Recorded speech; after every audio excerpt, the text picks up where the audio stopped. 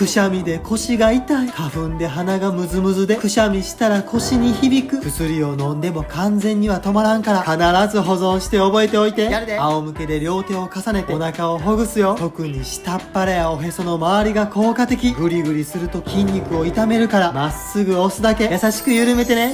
脇腹をつまんでほぐすよ。周りの骨を押さないようになるべく広い範囲をゆっくりほぐしてね。バスタオルを丸めて背中に当てて寝転ぶよ。そのまま5分リラックスして背中を緩めるよ。時々タオルをずらして腰背中をほぐそうね。ポイント。なぜくしゃみで腰が痛くなるのか本文にまとめてるからフォロー保存して最後まで見てね。